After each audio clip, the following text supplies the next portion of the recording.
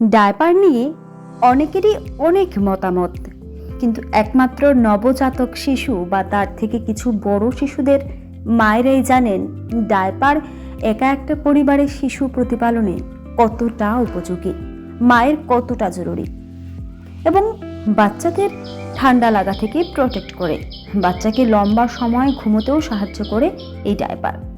অনেকেই বাড়িতে আসলে বা কোথাও বাচ্চাকে ডায়পার পরিয়ে ঘুরতে নিয়ে গেলেই বলে ওঠেন, ও মা, বাচ্চাটাকে সারাদিন ডায়পার পরিয়ে রাখো, বাচ্চার তো তোকে ঘা হয়ে যাবে, কোমর ছোট হয়ে যাবে, তাছাড়া আরও কত কি। তারপর তো এও বলবে, আমাদের সময় যখন এগুলো ছিল না, আমরা কি তখন বাচ্চা বড় করিনি? তখন ঠিক কি করা উচিত জানেন?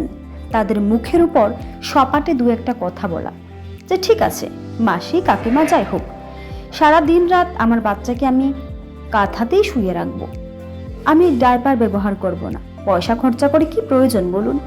আপনি একটা কাজ করবেন, রোজ দুবেলা করে আমার বাড়ি এসে আমার বাচ্চার হাগুমুতুর কাঁথাগুলো ধুয়ে দিয়ে চলে যাবেন। যাই হোক, এই ধরনের মানুষ আমাদের জীবনে থাকবেই, তাদেরকে শুধু সাইড মেরে চলতে হবে।